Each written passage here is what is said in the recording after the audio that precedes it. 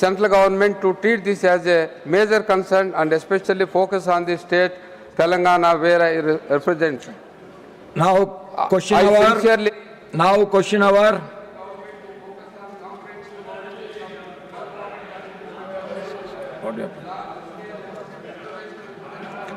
Question number 46, Dr. Ajit Madhavrao Kopchadeji. Question number 46। Honorable Minister. सभापति महोदय, उत्तर सदन के पटल पर है। First supplementary, Dr. Ajit Madhavrao Kopchadeji. माननीय सभापति महोदय, हिंदुस्तान का दूध उत्पादन विश्व में प्रथम स्थान पर आ रहा है।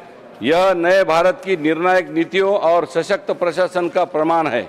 आदरणीय प्रधानमंत्री श्री नरेंद्र भाई मोदी जी के किसान पशुपालक केंद्रित नेतृत्व ने दूध क्षेत्र को अभूतपूर्व गति दी है। दूध तंत्र के विस्तार व आधुनिकीकरण में माननीय मोदी जी और माननीय मंत्री जी राजीव रंजन सिंह जी की भूमिका ऐतिहासिक है, जिससे ग्रामीण भारत को और किसान भाइयों बहनों को नई आर्थिक शक्ति मिली है। मैं माननीय मंत्री जी से यह प्रश्न पूछना चाहता हूं, क्या माननीय मंत्री जी यह बताने की कृपा करेंगे कि महाराष्ट्र के नांदेड़ जिले में वर्तमान में कितनी दूध उत्पादक कंपनियां, दूध सहकारी समितियां दूध संग्रहण के कार्य में संलग्न है तथा उनके माध्यम से प्रतिदिन कितना दूध संग्रहित किया जाता है और दूध के सुरक्षित संग्रहण, शीतकरण एवं परिवहन हेतु उपलब्ध अवसंरचना की स्थिति नांदेड़ जिले में क्या है? सभापति महोदय, माननीय सदस्य को हम धन्यवाद देना चाहते हैं कि बहुत ही महत्वपूर्ण विषय की ओर उन्होंने सदन का ध्यान आकृष्ट किया है। महोदय, आदरणीय प्रधानमंत्री नरेंद्र मोदी जी के प्रयास के कारण आज दूध उत्पादन में हमारा देश विश्व में पहले स्थान पर, लेकिन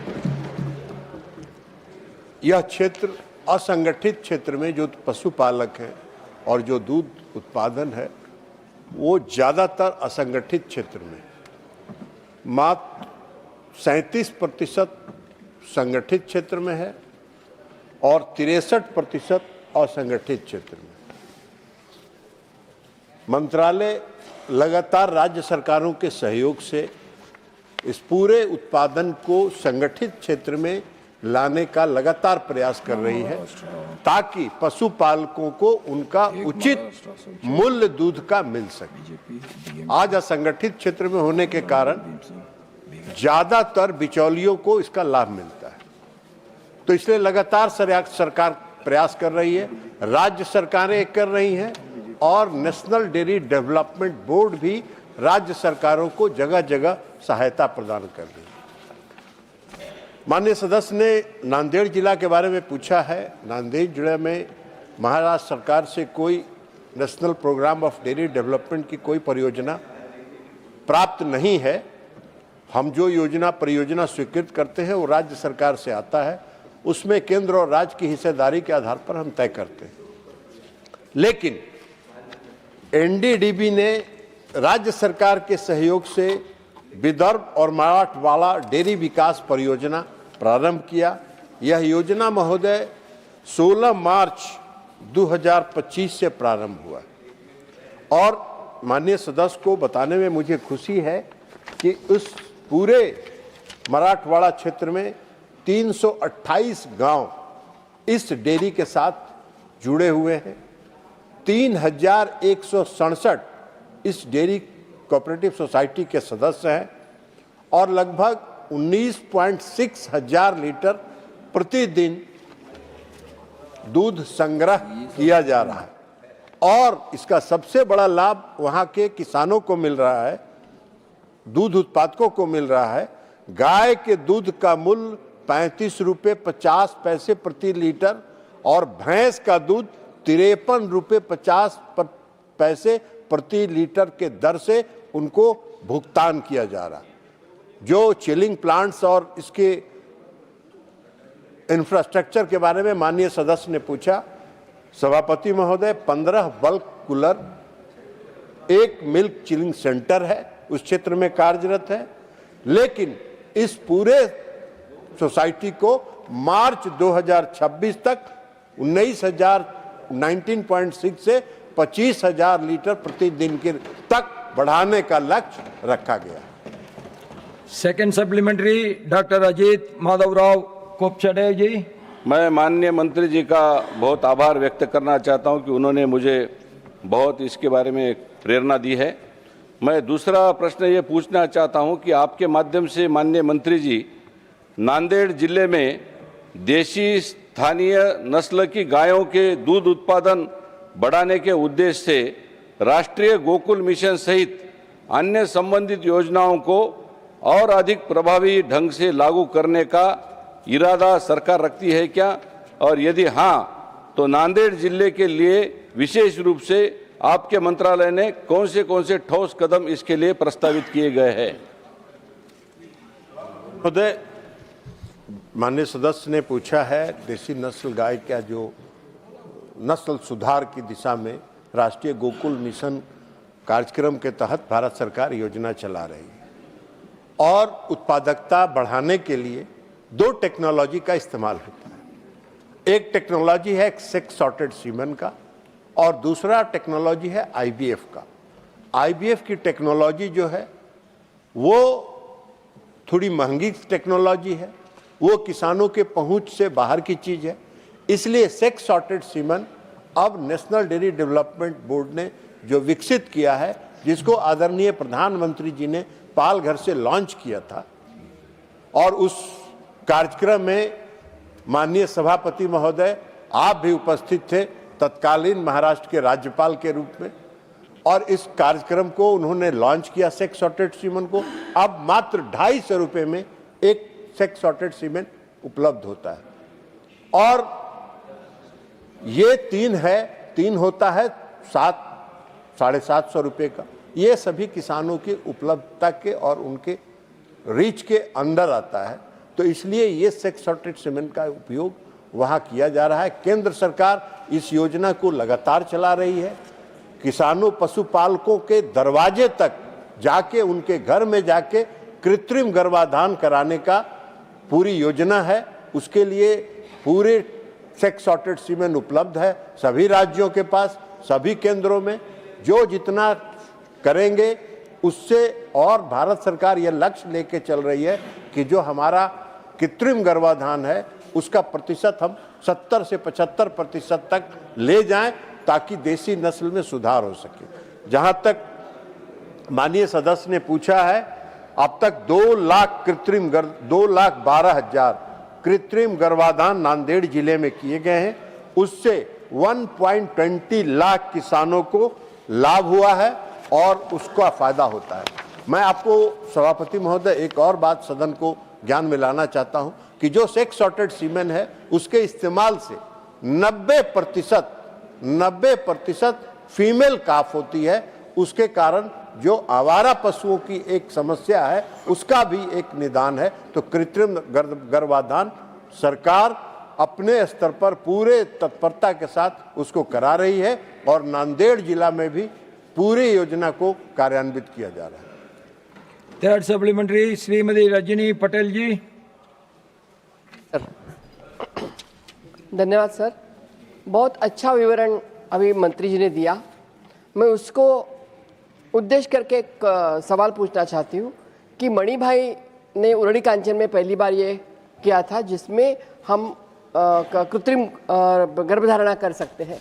अभी इतना आप बढ़ा रहे हैं, इतना आप बता रहे हैं, लेकिन कल ही जो ब्रूक रोलिंग्स ने, जो सेक्रेटरी है अमेरिका के, उन्होंने धन्यवाद दिया है मोदी जी का और ट्रम्प का कि बहुत अच्छा है आपने कृषि क्षेत्र खोल दिया है। तो कृषि क्षेत्र खोलने के बाद अगर हमारा दूध, उनका दूध यहाँ आएगा तो हमारे किसान कहाँ जाएंगे? इसके लिए क्या व्यवस्था आपने की, ये हम पूछना चाहते हैं।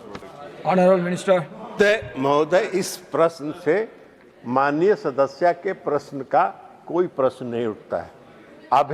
अभी जो डील हुआ है सबों ने देखा है कि अभी 10 दिन इंतजार करें, 10 दिन इंतजार करने के बाद वो पूछने के लायक होंगी। फोर्थ सप्लीमेंट्री श्रीमान R Girirajan ji.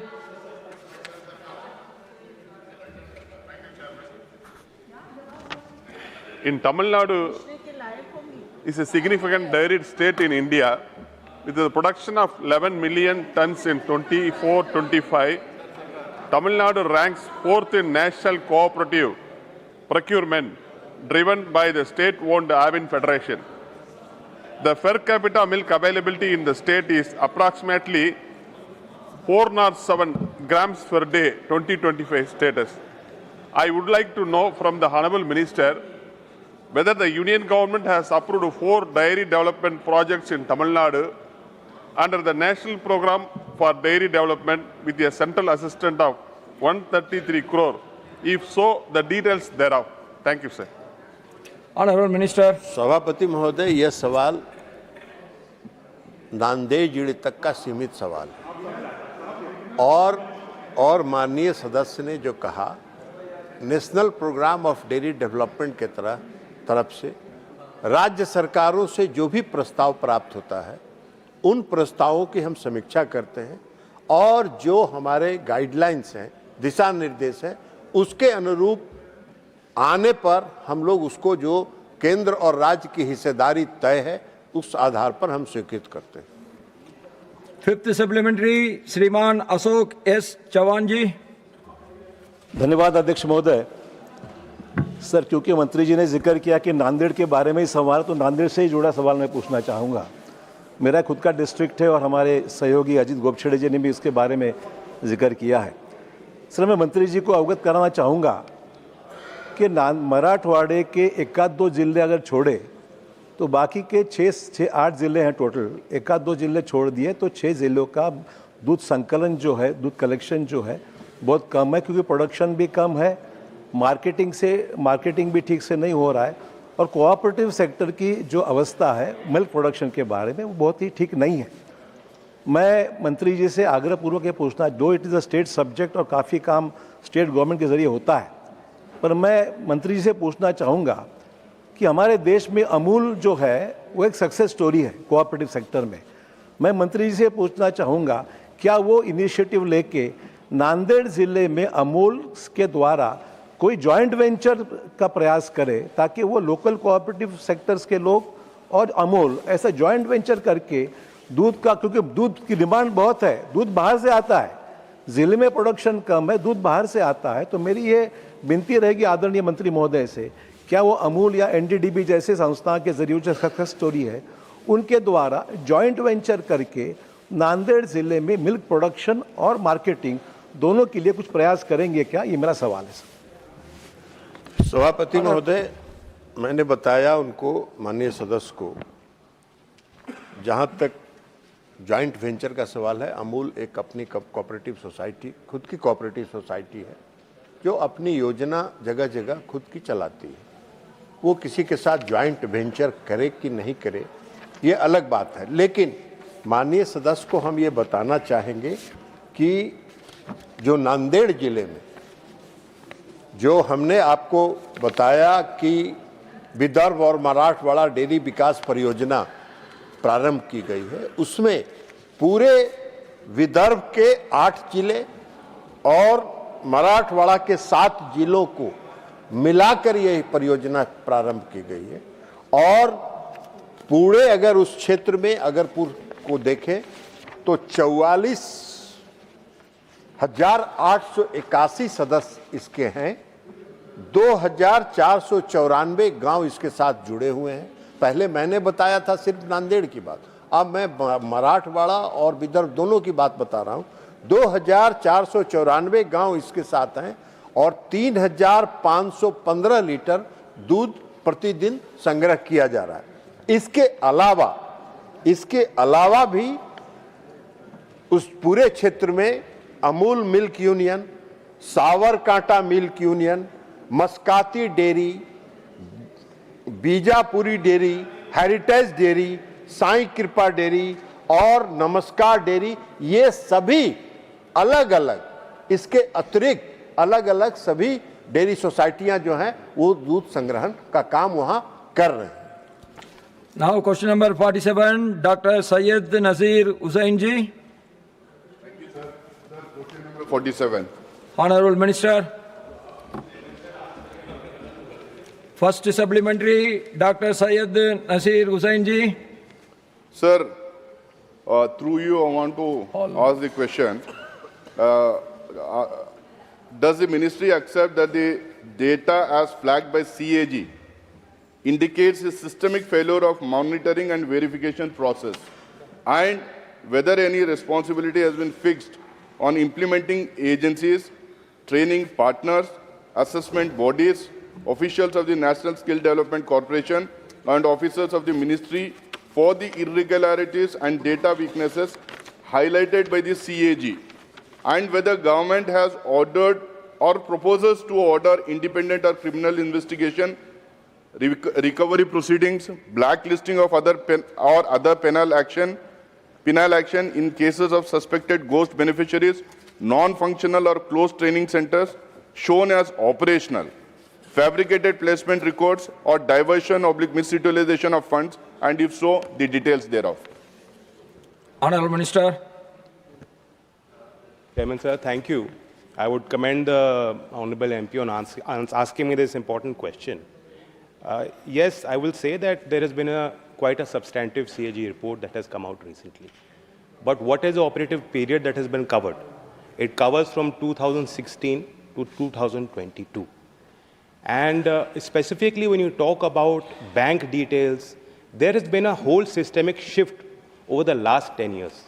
The Jan Dhan Mobile Trinity, the JAM Trinity, the usage of Aadhaar-enabled biometric attendance systems that we have now fully integrated into PMKVY 4.0, that is the phase that is running currently, already takes into account any substantive observation or recommendation made by the CAG.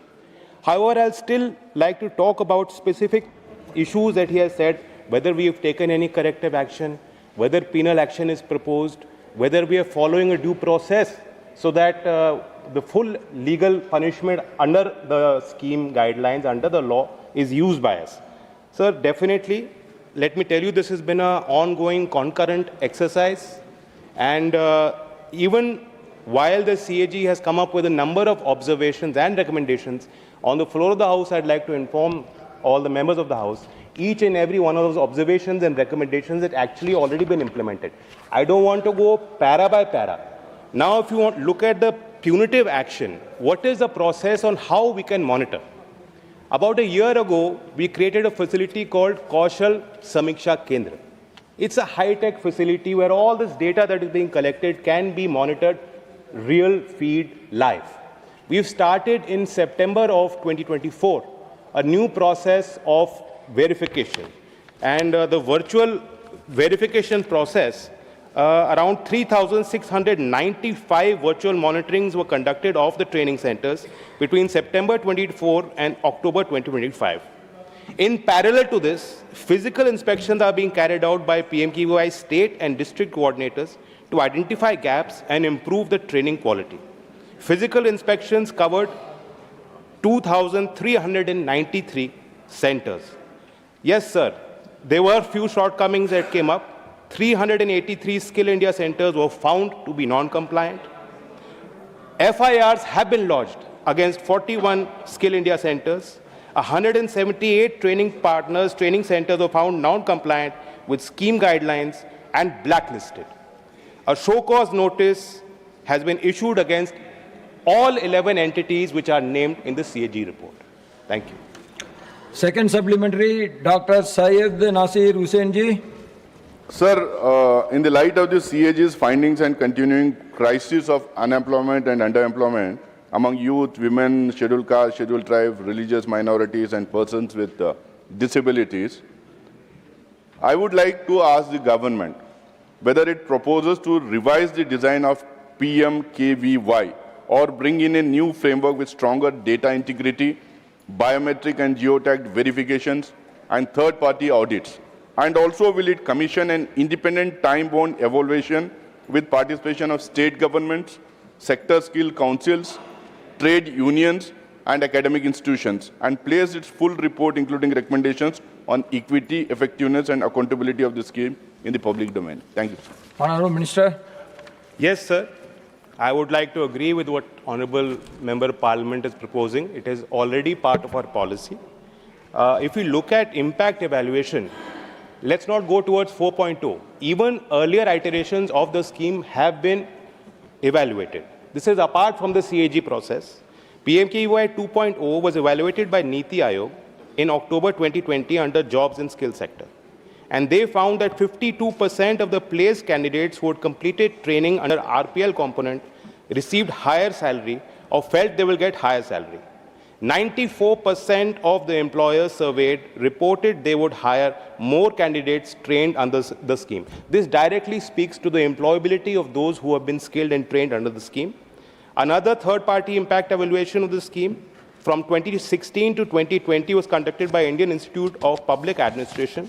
They found that a maximum percentage of 70.5% received placement in their desired sectors. Sir, as far as process to be followed for investigating what has come out of CAG and what is the action to be taken, further, on 20th of Jan of this year, in the GEM portal, our ministry has put out a tender to hire a SEBI-affiliated forensic account institution to look at it and monitor and give us strategic improvements that can be made in the scheme. Third supplementary, Shriman Mastan Rao Yadav, Bida.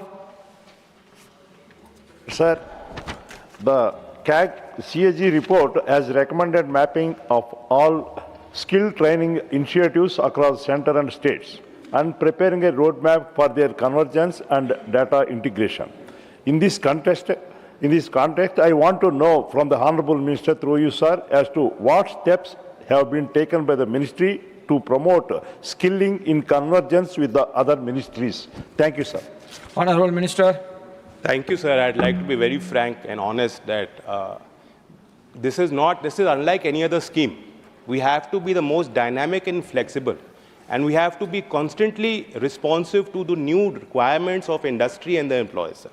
And which is why the CAG report, if you look at it, one aspect of it, it said that you had a skill gap study in 2010. Why did you not use it to do your skilling program in 2022? I would only submit that a skill gap assessment of any sector organized a decade ago may not be relevant to the job market. So these are some of the challenges, but yes, we are trying to inculcate a whole systemic change where we are building a protocol and process for including the skill plans being developed at the grassroots. Sir, I would like to say that 27 states of our country, they have developed district-specific plans which have been collated and aggregated to form the state plan.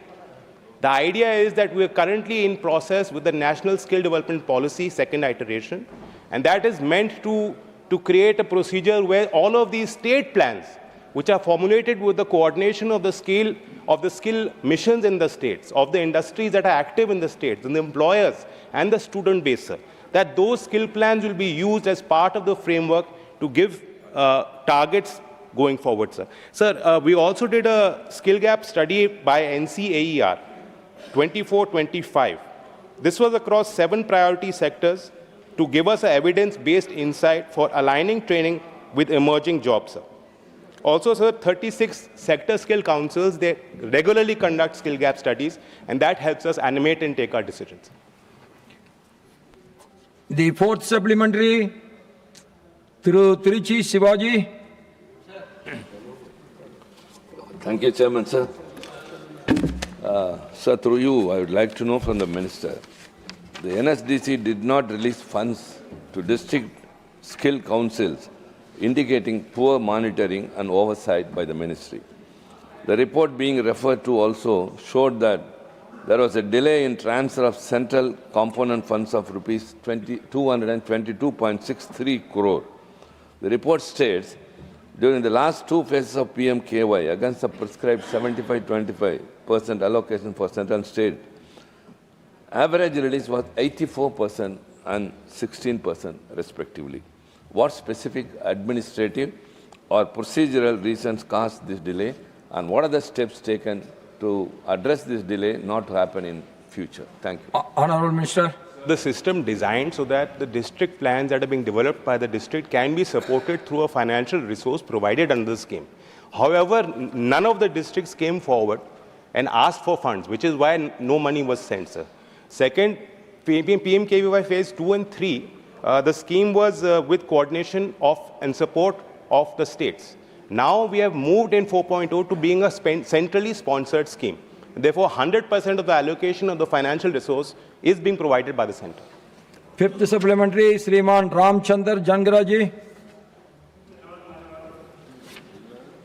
कौशल विकास एक बहुत ही महत्वाकांक्षी और महत्वपूर्ण योजना है। हमारे देश में युवा शक्ति की कोई कमी नहीं है। मेरा कुछ सुझाव भी है और कुछ सवाल भी है। एक पीएम विश्वकर्मा योजना 13,000 करोड़ की बहुत ही महत्वाकांक्षी योजना है। इसमें एक तो ट्रेनिंग का केवल 15 दिन का समय रखा गया है, जो बहुत कम है, और औजार खरीदने का भी केवल 15,000 रुपये है। 15,000 रुपये में कोई औजार नहीं आते हैं, बहुत ही कम, और ट्रेनिंग का भी पीरियड कम है, और शुरू में 3 लाख रुपया दिया जाता है। 3 लाख में कोई काम शुरू होता नहीं है। मैं आपके माध्यम से मंत्री जी से जानना चाहूँगा कि इस विषय में कुछ राशि, क्योंकि 5-10 लाख से नीचे तो कोई काम शुरू होता नहीं है, और औजार भी लाखों रुपए से कम आते नहीं है, और ट्रेनिंग भी 3 महीने से कम भी अगर कहीं किसी को देंगे तो पूरी तरह से नहीं होता। तो इसमें पेशेवर दस्तकार जातियों के लिए ये योजना है, तो उनको ट्रेनिंग किस माध्यम से सरकार ज़्यादा ट्रेनिंग दे के, सरकारी क्या उसकी योजना है, किसके माध्यम से ट्रेनिंग दी जाती है, और इसको कुछ आगे बढ़ाने की योजना है, मैं मंत्री जी से जानना चाहूँगा। Honourable minister. सर, मैं कहना चाहूँगा कि सवाल PMKVY पे था।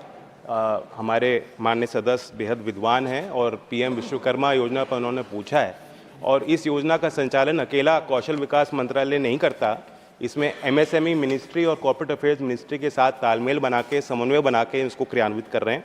और अगर योजना को देखा जाए तो 13,000 करोड़ की योजना, 30 करोड़, इसमें 30 लाख जो हैं ऑलरेडी लाभार्थी शामिल हो चुके हैं, भाग ले चुके हैं, पंजीकरण करा चुके हैं, और 18 ऐसे कौशल ट्रेड, पॉटर का काम, वीवर का काम, फिश नेट बनाना, बोट मेकिंग, उस तरह के स्किल्स जो ऑलरेडी हमारे एथॉस का हिस्सा है, लोकल इकोनॉमी का हिस्सा रहे हैं। हर गांव में वैसे काश्तकार, कारीगर, कामगार आपको मिल जाएंगे।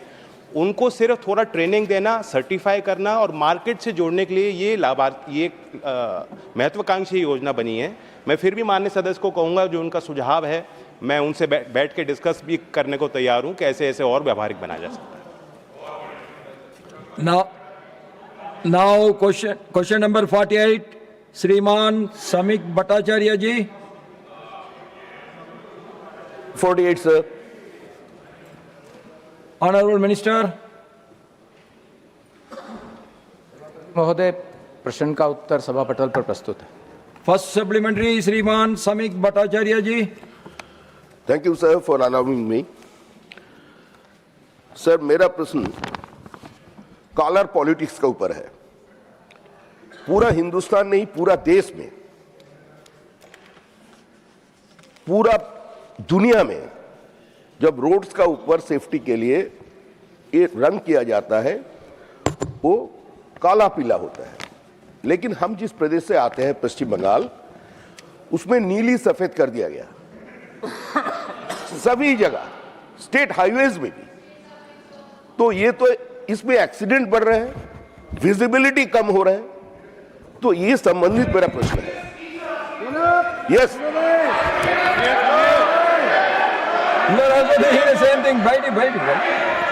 Don't interfere. Let him. If he speaks anything unparliamentary, then I will interfere. Don't do it.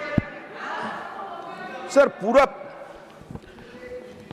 Sir, now through you, I want to know from the Honorable Minister whether the ministry has conducted any inspection or audit in West Bengal to verify compliance with IRC color standards on national highways, and if so, the findings thereof.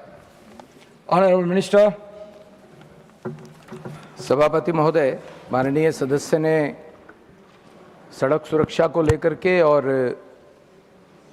नागरिकों की सुरक्षा को लेकर के बहुत महत्वपूर्ण प्रश्न पूछा है। मैं इसकी बैकग्राउंड में थोड़ा पहले बताना चाहूँगा कि मोटर व्हीकल एक्ट्स के रूल के अंतर्गत जो फॉर्मुलेशंस दी जाती हैं, उसके पीछे की फाइंडिंग्स इंडियन रोड कांग्रेस, जो कि 1934 की एपेक्स टेक्निकल बॉडी है, उनके द्वारा दी गई रिकमेंडेशंस, जिसमें वो रोड्स की, ब्रिजेस की प्लानिंग, डिज़ाइन, कंस्ट्रक्शन, मेंटेनेंस, उसके मानक तय करते हैं।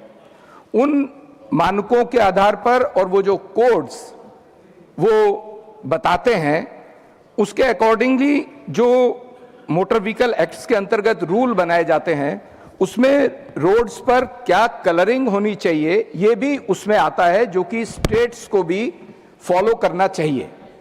अगर स्टेट्स बताए गए मानकों को फॉलो नहीं करते हैं तो उसके लिए उनको या तो अपना राज्य सरकार के द्वारा नोटिफाई करना चाहिए, और नहीं तो अंडर सेक्शन 198 प्रोविजन है कि पेनल्टीज जो अथॉरिटीज और जो कंसेशनर्स रूल्स को वायलेट करते हैं उनके खिलाफ पिनल प्रोविजंस हैं। So far as audit is concern, मंत्रालय के द्वारा, हमारे डिपार्टमेंट्स के द्वारा रोड सेफ्टी ऑडिट्स लगातार होते हैं, और एक आरओ लेवल पर रोड सेफ्टी ऑफिसर की भी नियुक्ति की गई है। जहां तक वेस्ट बंगाल का है, जैसा माननीय सदस्य ने बताया कि वहां पर अलग कलर्स को यूज किया जाता है, वो आईआरसी और मोटर व्हीकल एक्ट के रूल्स के अंतर्गत नहीं आता है, वो उसको वायलेट करता है उस पर, और इससे वहां के नागरिकों की सुरक्षा का बड़ा प्रश्न आता है। उनको नहीं करना चाहिए। उसके लिए जो भी प्रोविजंस होंगे उन रूल्स को according to the prevalent laws उसके ऊपर एक्शन लिया जाना चाहिए after the audit. Second supplementary श्रीमान समीक भट्टाचार्य जी। सर, एक्सीडेंट तो बढ़ रहे हैं, गार्डरेल में भी नीली सफेद रंग कर दिया गया। सर, इसमें मैं तो सर प्रश्न पूछ रहा हूं सर, एक्सीडेंट हमारा भी हो सकता है,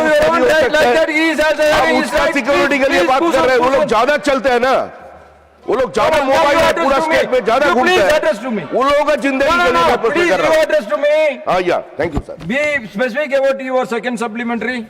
My second supplementary is whether the ministry proposes to issue a formal advisory or directive to the government of West Bengal to discontinue the blue and white color scheme on roadside safety structures and the timeline for the same.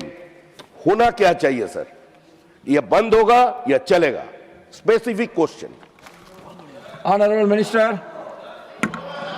आदरणीय सभापति महोदय, मैंने जैसा बताया कि हमारे पास road safety auditors हैं। इस विषय को ऑडिट करने के बाद और पूरी तरह से समझने के बाद अगर यह विषय कॉन्ट्रावीनिंग टू द लॉज होगा, उसके ऊपर संबंधित अथॉरिटीज पर एक्शन लिया जाना चाहिए। ये प्रोविजन में भी है।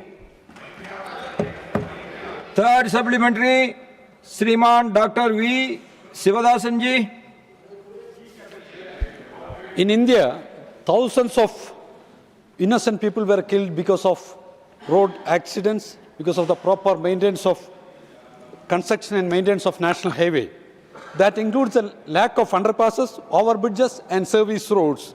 It leads to huge traffic block and accidents and deaths. The people in Nadal, Edakad and Chala have given, in Kannur district, Kerala has given various memorandum to the Minister and National Highway Authority of India. What is the present status of the work in that area, National Highways work? Whether the government have any plan to address the issue of the people and the request of the people? This is my specific question, sir. Honorable Minister.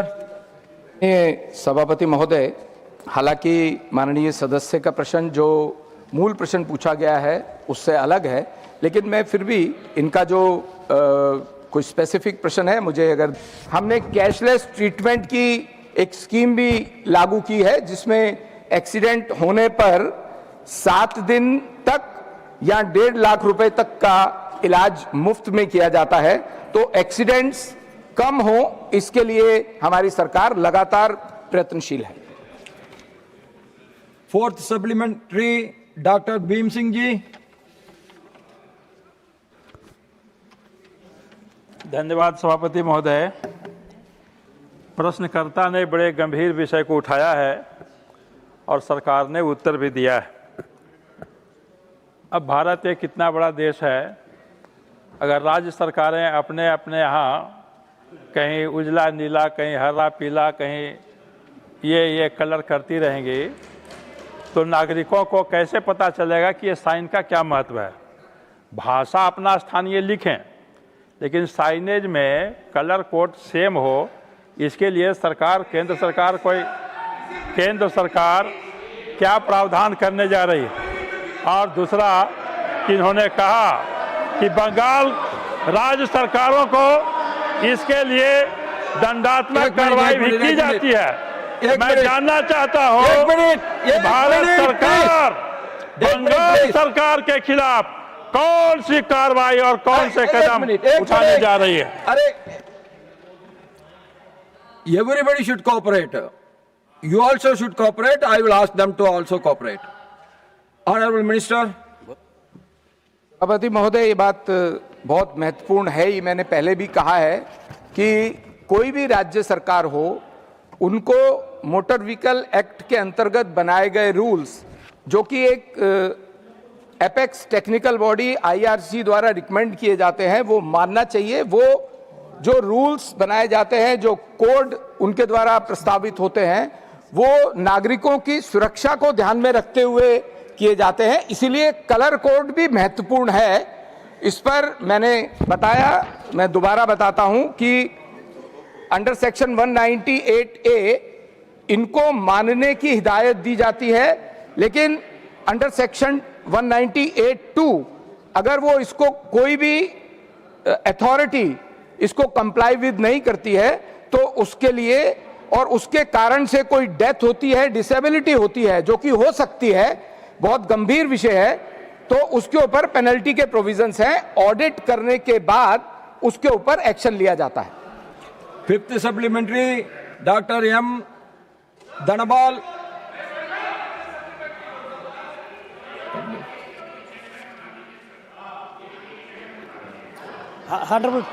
Honorable Chairman Sir, in the same time we are discussing about a retro-reflective scheme for proper visibility.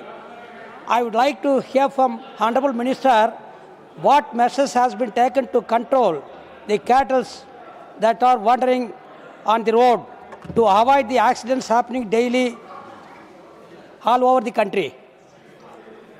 Honorable Minister.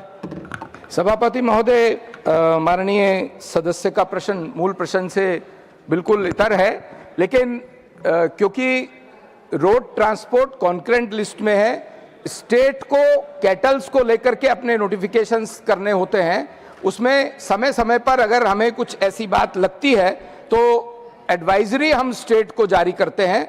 ये issue state level पर tackle होने वाला issue है जो माननीय सदस्य ने पूछा है। क्वेश्चन नंबर 49, श्रीमान नीरज सैगर जी। प्लीज बैठिए, आप बैठिए प्लीज। प्रश्न संख्या 49। Honourable minister. अरे एक तरफ सभापति जी, नाउ फर्स्ट सप्लीमेंट्री। सभापति जी, आपके माध्यम से मैं पहले गृह मंत्री जी का और अपने सुरक्षा बलों का आभार व्यक्त करना चाहूँगा, क्योंकि उन्होंने उनके परिश्रम से वामपंथी उग्रवाद जो है वो करीब करीब खत्म होने वाला है। मेरा प्रश्न माननीय मंत्री जी से ये है कि ये जो समस्या वामपंथी उग्रवाद की है, ये समस्या आप जानते हैं कि हमने देखा है दंतेवाड़ा का नरसंहार, ये समस्या का हल क्यों नहीं निकल पाया इतने दिनों तक? ये समस्या हमारी इतने दिनों तक क्यों चली?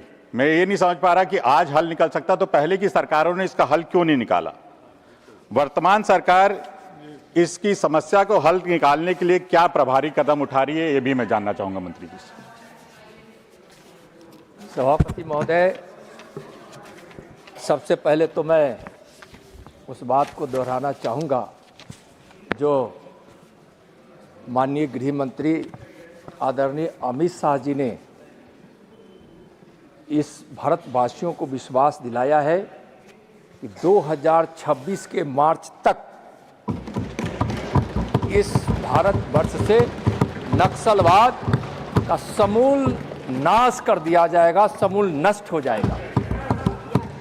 और महोदय, माननीय प्रधानमंत्री आदरणीय नरेंद्र मोदी जी के प्रेरणादायी और सफल नेतृत्व में और माननीय गृह मंत्री जी के कुशल मार्गदर्शन में आज नक्सलवाद समाप्ति की ओर है और उसके लिए कई प्रभावी कदम उठाए गए हैं। उसके पहले मैं जरूर यह बताना चाहूँगा, जो चिंता माननीय सांसद महोदय ने किया है कि अब तक नक्सलवाद को समाप्त क्यों नहीं किया गया था, पहले अब समाप्त हो रहा है, तो पहले नहीं हुआ था। इसका सबसे बड़ा कारण यह है कि केंद्र की सरकार यानी कि 2014 के पहले की सरकार समझती थी कि यह समस्या राज्यों की है, यह समस्या हमारी नहीं है। एक तो यह, दूसरी बात यह है कि इनके पास अंडरस्टूड में वामपंथ उग्रवाद के सर्वनाश के लिए, समाप्ति के लिए कोई नीति इनके पास नहीं थी। यह समस्या 1967 से चली आ रही है और एक समय ऐसा आया कि वामपंथी उग्रवादियों ने पशुपति से लेकर तिरुपति तक एक रेड कॉरिडोर बनाया और उसका परिणाम यह हुआ कि देश की आंतरिक सुरक्षा खतरे में पड़ी रही और इन लोगों ने ध्यान नहीं दिया। लेकिन अब मोदी सरकार ने एक ठोस नीति बनाई है और उस ठोस नीति के कारण, एक मजबूत पहल के कारण आज नक्सलवाद समाप्ति की ओर है। जो प्रभावी कदम उठाए गए हैं महोदय, जीरो टॉलरेंस की हमारी पॉलिसी है मोदी सरकार की। गृह मंत्रालय द्वारा विकासात्मक और सुरक्षा एवं प्रभावी कार्रवाई के लिए यहाँ 6 योजनाएं चलाई जा रही हैं और इस योजनाओं में अब तक लगभग 10,556 करोड़ रुपए व्यय किए गए हैं। और जो 6 योजनाएं हैं, SRE, हाँ मैं 6 का 6 बता रहा, SRE, SIS, SCA, CAP, RRP, ACALWEMS महोदय, और महोदय LW क्षेत्रों में 595 CRPF की कंपनियां तैनात की गई है। किलेबंदी पुलिस स्टेशन 706 बनाए गए। CRPF की बस्तरिया बटालियन बनाई गई। LW क्षेत्र में सड़कों का निर्माण 17,573 किलोमीटर 20,000 करोड़ से भी ज़्यादा की लागत से बनाई गई। 10,000 से ज़्यादा मोबाइल टावर बनाए गए। IIT 46, कौशल विकास केंद्र 49 खुले, लागत जिसकी लगभग 500 करोड़ है। केंद्रीय विद्यालय 11, नवोदय विद्यालय 6, एकलव्य विद्यालय 259 और डाकघर 6,025, बैंक ब्रांच 1804 और ATM 1321 महोदय खोले गए। इन कार्यों के माध्यम से मैंने कहा कि विकास के लिए, सुरक्षा के लिए और जरूरत पड़ा तो सख्त कार्रवाई के लिए सरकार ने जो नीति बनाई है, प्रभावी कदम उठाए हैं, उसका यह परिणाम आया है। जीरो टॉलरेंस की नीति और हमारी राष्ट्रीय ठोस नीति और मोदी सरकार का दृढ़ संकल्प, सक्षम नेतृत्व आज नक्सलवाद को समाप्त करेगा। जहां भी होगा ढूंढ ढूंढ कर उसका सफाया किया जाएगा। अब वह बचने वाला नहीं है। और अब तक जो नक्सलवाद रहा है, इसका एक कारण और प्रमुख यह रहा है कि वोट की राजनीति ने और सत्ता में हम बने रहे, इसके लिए ऐसी नीतियों से भी पहले की सरकार और कुछ पार्टियां समझौता करती रही, राज्य में भी और केंद्र में भी, जिसकी नीति ही हिंसावादी रही है और देश के हित में नहीं रही है। महोदय धन्यवाद। Second supplementary Neeraj Shekhar ji. सभापति जी, माननीय मंत्री जी ने विस्तृत जवाब दिया।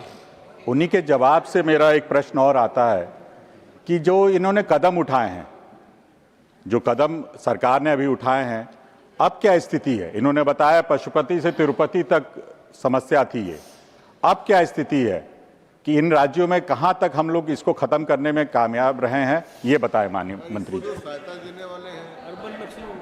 महोदय, हिंसा में लगातार कमी और LWE का भौगोलिक विस्तार बिल्कुल सिमट कर रह गया है। 2010 वर्ष को हम देखें तो 2010 में 1005 लोगों की मौत हुई थी, वर्ष 2010 में, जो 2025 में घटकर 100 रह गई है, यानी 90% की कमी हुई। 2010 की 1936 हिंसक घटनाएं हुई थी, जो 2025 में घटकर 234, यानी उसमें 88% की कमी आ गई है। 2010 में 465 प्रभावित थाने थे, जो 2025 में घटकर 119, यानी 74% की कमी हुई है। महोदय, 2034 के 126 प्रभावित 2014 में 126 प्रभावित जिले थे, जो 2025 में घटकर मात्र 8 रह गए हैं, यानी कि 94% की कमी आई है। 2014 में 10 प्रभावित राज्य थे, 2025 में घटकर 3 रह गए हैं, जिसमें 70% की कमी आई है। महोदय, जून 2019 से अब तक 33 टॉप नक्सली मारे गए हैं, जो उनके स्थापित और महत्वपूर्ण लीडर थे। पिछले वर्ष में 16 CCM PBM न्यूट्रलाइज किए गए हैं। 2019 से 1149 LWE कैडर मारे गए हैं, 7409 अरेस्ट किए गए हैं और 5880 नक्सलियों ने सरेंडर किया है। और महोदय, इसका रिजल्ट यही है कि नक्सलवाद समाप्त हो रहा है। Third supplementary Ujjwal Devrao Nikam ji. Sir, the fundamental principle of criminal jurisprudence behind the deterrent sentence is not only to deter the very criminal, but to give the strong message to the like-minded people in the society. So my straight question to the Honorable Minister, what concrete measures are being taken to strengthen the prosecution, expediting the trial and improving conviction rate so that impact of the law acts as a deterrent purpose? Honorable Minister. महोदय, जो भी घटनाएं हुई है उसके लिए हमारी ओर से, केंद्र सरकार की ओर से राज्यों के साथ मिलकर जो भी FIR हुए हैं उसमें निश्चित रूप से हम कोऑर्डिनेशन के साथ उस पर कार्रवाई जो राज्य सरकार और न्यायालय के द्वारा होता है उसमें हम सहयोग करते हैं। इसमें महोदय, चाहे कोई व्यक्ति संलग्न हो, चाहे कोई संगठन संलग्न हो, और इसके लिए NIA जांच, नेशनल जांच एजेंसी है, जो इस प्रकार के हिंसक घटनाओं के लिए और जो देश के लिए हितकर नहीं है, वैसे व्यक्तियों पर अगर राज्य सरकार देती है NIA को, तो हम उसका अच्छे से जांच करते हैं। और NIA के द्वारा जितने भी जांच इस मामलों में हुए हैं, चाहे वह इसका हो या आतंकवाद का, दोनों का आंकड़ा तो अलग अलग नहीं है, लेकिन 96% उसका दोष सिद्धि का दर है। और महोदय, इसमें एक अप्रोच यह भी है कि NIA के द्वारा जो जांच किए जाते हैं, इसके जितने भी, चाहे वह गैर कानूनी फंडिंग का हो, चाहे वह हिंसक घटनाओं का हो, चाहे उसके सपोर्ट का हो, चाहे वह किसी प्रकार की गतिविधियों में संलिप्त होकर हमारे भोली भाली जनता को गुमराह कर हम उसको एक ठोस नीति के तहत लाकर हम उस पर कार्रवाई करते हैं। और इसके लिए छत्तीसगढ़ में भी न्यायालय बनाए गए हैं और ज़रूरत पड़ने पर हम उसके लिए विशेष न्यायालय का प्रावधान करते हैं। राष्ट्रीय अन्वेषण ने काफ़ी हद तक जो काम किया है इसका प्रभाव पड़ा है। तो हम जांच, दोष सिद्धि और कार्रवाई और राज्यों के साथ कोऑर्डिनेशन पूरी तरह से हम विधि व्यवस्था के साथ करके एक अच्छी सफलता प्राप्त कर रहे हैं। फोर्थ सप्लीमेंट्री श्रीमान Rajeev Shukla ji. Thank you chairman sir. Sir ये बहुत अच्छा सवाल है और लेकिन इसको मैं लगता हूँ कि इसमें सर राजनीति नहीं होनी चाहिए, क्योंकि ये सबका संयुक्त प्रयास है। अटल जी की सरकार में भी ये था, एक मिनट शांत रहो, अटल जी की सरकार में भी था, मनमोहन सिंह जी की सरकार में हुआ और मोदी जी की सरकार में भी। केंद्र और राज्य मिलके जो है इसमें सहयोग करके खत्म कर रहे हैं। भूपेश बघेल सरकार ने केंद्र से मिलके बहुत अच्छा काम किया, अमित शाह जी गृह मंत्री थे, और इसके बाद अब की सरकार भी कर रही है। निश्चित रूप से छत्तीसगढ़ में भारी सफलता मिली, इसमें कोई शक नहीं है, और सब मिल के जुल के काम हुआ। अब दो प्रश्न है इसमें मंत्री से कि इसमें 15 लाख रुपए की सहायता जो नक्सल प्रभावित जिले थे वहाँ मिलती थी लगातार जब नक्सलवाद ये चल रहा था। अब यह है कि वो जैसे जैसे खत्म हुआ गया वो सहायता बंद कर दी गई। मेरा मानना है कि पुनर्वास में रिहेबिलिटेशन के काम के लिए वो राशि लगातार जिलों को जानी चाहिए, सरकार किसी की भी हो। दूसरे जो आप कह रहे हैं पुलिस स्टेशन को आपने वेल इक्विप्ड किया है, वो मुझे लगता है पुलिस स्टेशनों में अभी भी स्थिति बहुत खराब है। इक्विपमेंट, गाड़ियाँ इतनी नहीं है कि उस लिहाज से वो नक्सलियों का मुकाबला कर सकें, क्योंकि नक्सल तो खत्म हो रहे हैं, नक्सलवाद भी खत्म करना, उसके लिए जो है पुनर्वास रिहेबिलिटेशन बहुत जरूरी है, जिसके लिए एक तरफ पुलिस फोर्स को मजबूत करना और दूसरी तरफ रिहेबिलिटेशन, ताकि लोग दोबारा उस तरफ न बढ़ पाए। इन दोनों कामों के लिए क्या हो रहा है? Honourable minister. माननीय सांसद महोदय का प्रश्न यह है, हमने पहले ही कहा कि राज्यों के कोऑर्डिनेशन के साथ करते हैं, लेकिन यह भी सत्य है कि कुछ सरकारें इसमें जितना कोऑपरेशन करना चाहिए उतना कोऑपरेशन नहीं कर पा रही थी।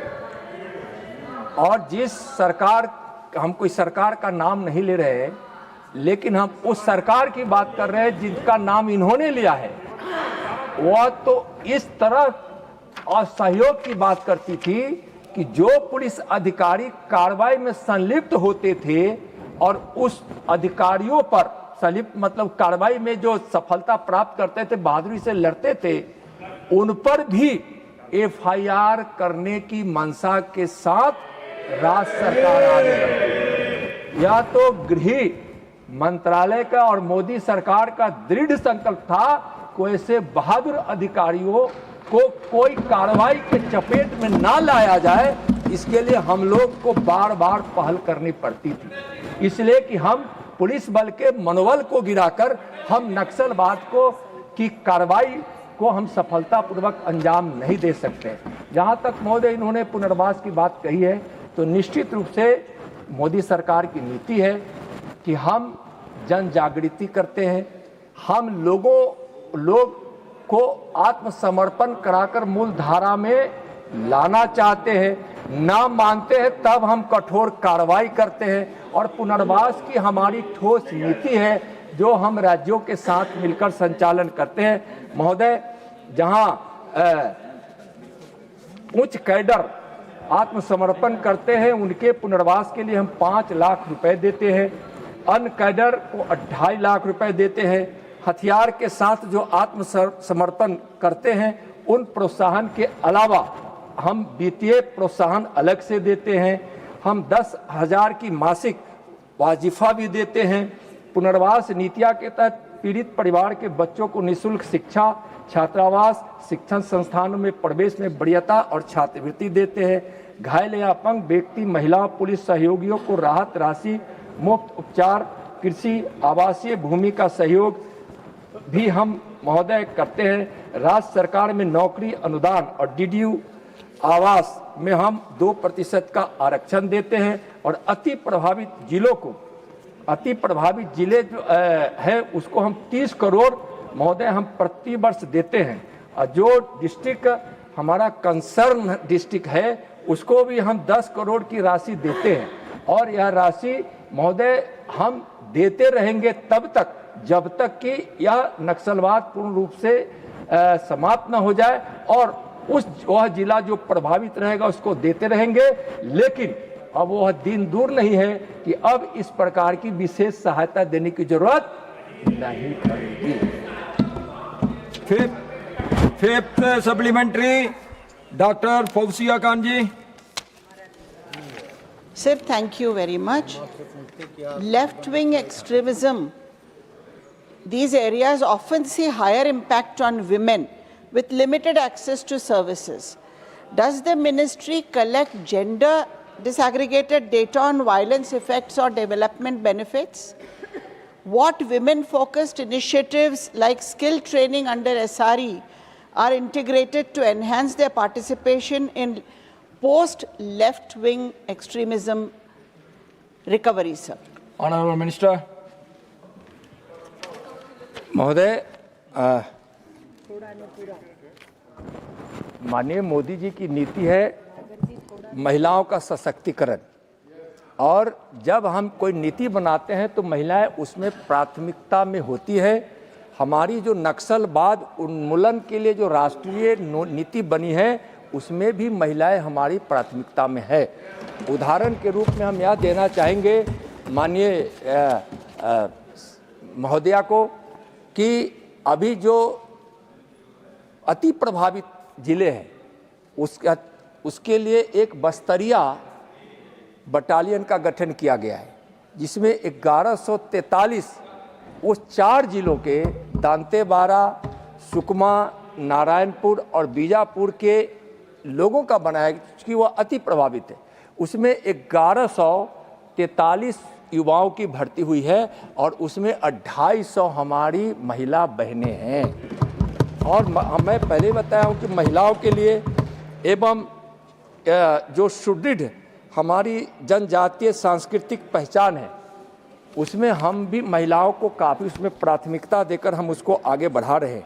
और जो महिलाएं नक्सलवाद को छोड़कर आई हैं या नक्सलवाद प्रभावित जिलों से जो हम मुक्ति पाते हैं, वैसे महिलाओं के लिए भारत सरकार के महिला कल्याण मंत्रालय से लेकर कई मंत्रालय ऐसी है जो महिलाओं के लिए विशेष योजनाएं भी वहाँ चलाती है। नाउ क्वेश्चन नंबर 50 श्रीमान IS Inbadurai. Now we take the third supplementary, GK Vasanji. Sir, there is a huge potential with women participating in non-traditional sectors and also getting access to benefits of entrepreneurial promotion schemes. I would like the Minister to highlight on this, sir. Honorable Minister. See change in how women engage with developmental policies of Government of India. They are no longer just beneficiaries, but they are change agents themselves, and that is what is referred to as women-led development. And accordingly, in skilling programs, there are such special initiatives that we take to ensure that mobilization of women candidates can be made higher. Sir, for instance, we have dedicated institutional infrastructure which is reserved for women. In the whole country, 19 national skill training institutions and over 300 ITIs. The House stands adjourned to meet at 2 p.m.